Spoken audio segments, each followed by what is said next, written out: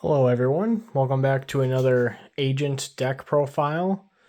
It's been about 5 months since my last deck profile, and quite honestly, not a whole lot's changed deck wise, so I'll keep going through the deck pretty brief, but I will be putting my original deck profile in the description of the video, so you can have a little more detailed guide in that. But for this video, I'll be going through some of the more interesting things and going over how Blue Eyes is still in the meta. And yeah, let's just get right into it. So again, not much in the deck has changed. 3 Earth, 3 Neptune, 3 Venus,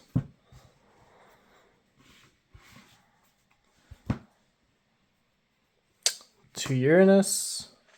Very good card. I wouldn't run 1. I think 2 is a good number for this card. Mostly because of its special summon effect is not once per turn. Its effect to send a grave to level modulate is once per turn, but having Sanctuary in the Sky to special summon itself from your hand is not once per turn. So having 2 does come up sometimes. 1 Majesty, 1 Master, nice little toolbox popper, and then obviously part of your combo.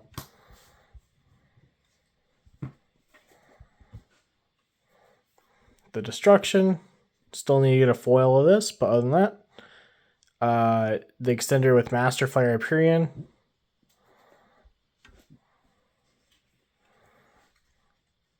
Three Diviner. It's your other starter other than your other main starter other than Earth. 3 Shine Ball for Venus. 3 Ash. 3 Orange.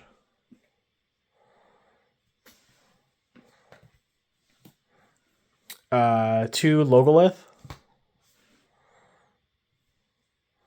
I still feel Logolith is a great extender in a deck like this. As far as like all the extenders you could be playing, Logolith is the best in my opinion. Even over cards like Iatos, who I was running years ago. It was a very good card for a while. And Agents especially, but when Logolith came out, it kind of just replaced Iatos for me. Just indefinitely. Unless I need more extenders, I feel. Christia? Honestly, with how the meta is right now, this card does come up quite often. And you search it off Parshath, and then you just find a way to like bring back Majesty or summon the Master Fire. And anything to like manipulate how many fairies in your graveyard, special summon this. And it goes hand in hand with the field spell that also stops your opponent from summoning more than 3 turns. The summon limit. So very good card. Trias Hierarchia and Eva. So I know Eva's at 3 now, but the deck doesn't need more than 1 Eva because it's searched, and then you can recycle it with other cards in the deck too. So very good as well. And you just pitch it with Orange Light, and then you banish 2 cards, and you search another for Orange Light and another card. Very good. Other than this, I mean, Bhutan's another very good card to be playing because Bhutan's a tuner, and it can make your one of your shine balls a tuners for an extended play. But having more negates is great, especially when you're trying to just lock your opponent out.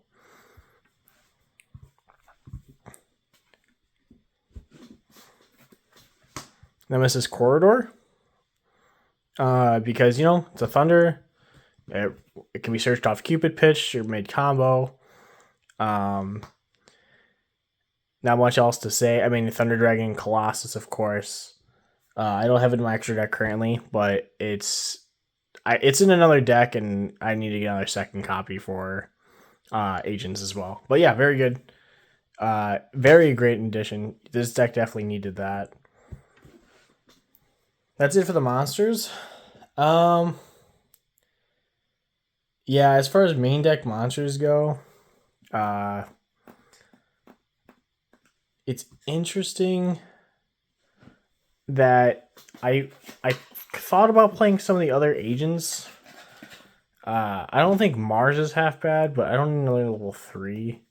It's also kind of like a win more effect, even if he is immune to spells. Other than that,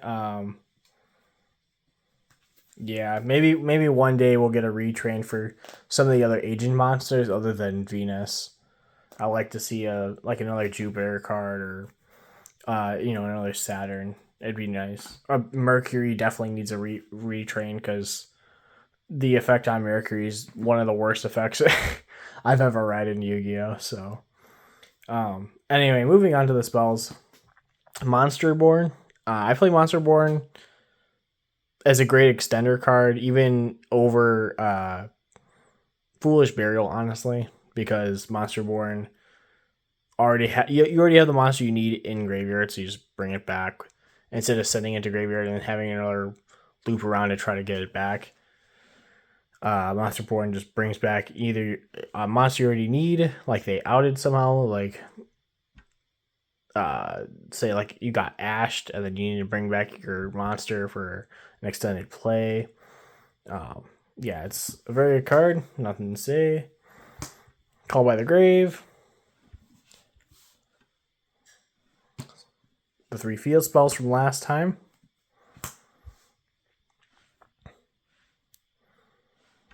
The only one I've seen to be playing this in Agents specifically, but I feel like this is a great addition to Agents.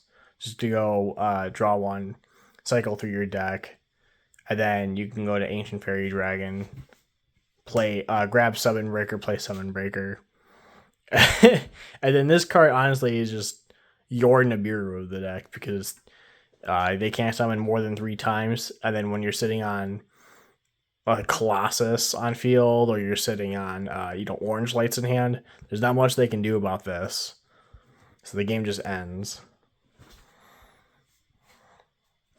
And of course, thanks, right? Because you need it for most of your combo plays.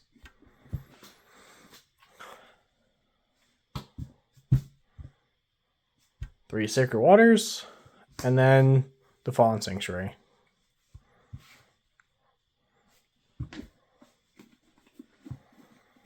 All right, moving on to the extra deck. Again, not much has changed, but I will be going over a bunch of things I could be changing and great suggestions for just how the meta is and going forward. Master Fire Hyperion, Chaos Angel. This card is definitely one of the best cards in the deck. Gets out of a lot of scenarios. Wins a lot of games. There's not much else I could say about Chaos Angel, really. You need Master Flare for your combo plays. Pluto, it's very good when you are getting hand trapped. I will say that much. Just booking something can a lot of times make them go into like plays they don't want to have to make. So this comes up when you're going first, you get hand trapped pretty hard, and then you can at least have some sort of interaction to your opponent, which is great. Cupid Pitch, one of the best cards in the deck, up there with Chaos Angel. Grabs Corridor, grabs Neptune. It does the plays with the Excel Synchro, Stardust Dragon. So, yeah, beautiful card. Ancient Fairy Dragon. Yes, even with the errata, very, very powerful card. Um, specifically in any deck that plays field spells to grab another different field spell. Very good. When things like Chicken Games at 1, you just play Chicken Game, make Ancient Fairy Dragon, get rid of Chicken Game, so your opponent doesn't have any benefits of it. Very good.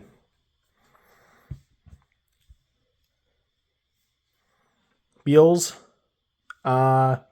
Alternatives to Beals. I mean, I play them because, Blue Eyes is in the meta currently. But other alternatives to Beals is like Void Ogre Dragon. When you have no cards in your hand, just is an Omni Negate. Pretty good for it's not an Omni Negate. Only specifically spells and traps, but pretty good. Another card very good. Sword Soul. Not bad. I've seen a lot of deck lists, but I'm just not really a fan of the card. Another really good addition would be I'm thinking probably, I don't want to say Crimson Dragon, because how would you make it? Alright, moving along. Get my gears turning there. Very good. I don't know what to say. This makes this, and negates destruction effects. It's a boss monster that attacks your game on the following turn. It's not that bad. Blue Eyes being in the meta right now, it's not the strongest card to make. But not all your games will be against Blue Eyes, and that's when this really shines. And there's another card I'll be showing that makes this deck really shine as well, when you're not going against something with Synchros based. Seikigen Punisher, another win condition for against a lot of decks. Not much to say there. Especially when Venus is paying you 500 life points naturally, and then Destruction Venus for more 500 life points per thing. Very good. Link Monsters, Moon, Parshath, Access Code. I don't see that's changing anytime soon. And then the two flex spots, Masquerena and Little Knight. Obviously, this would be the Thunder Dragon Colossus. And you could just keep the Little Knight. Almantorage, like Solomon Great Almantorage is a pretty good card, but I'm not a fan of that card. I played it. This just does more for me, honestly. So that is it for the extra deck. However, a bonus card I want to show off is Synchro Zone. And this is like a sideboard card, really, but it's an honorary mention to be talked about for real. Especially when things like Triple Tactics Talent is at 1, Cross-Deck Designator is at 1. They banned cards like Abyss Dweller. So it makes cards, you need more ways to stop your opponent. And sometimes hand traps just aren't enough by themselves. So a card like Synchro Zone that just says your opponents can only attack with synchro monsters, and so all your monsters on your end board will be synchros anyway because it's a synchro based deck. So when your opponents are locked into synchros, a lot of the times your opponent just looks at this, and there's not much they can do about it, honestly. So it's a very nice addition. And Synchro Zone also brings back your synchro monsters from your graveyard to the battlefield as long as they're not destroyed by battle.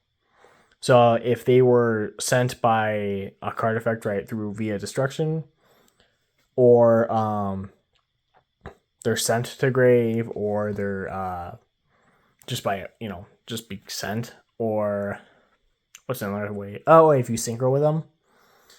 So if I quick synced on my opponent's turn using Excel Synchro, it should be able to bring back the normal Stardust Dragon too, which is nice.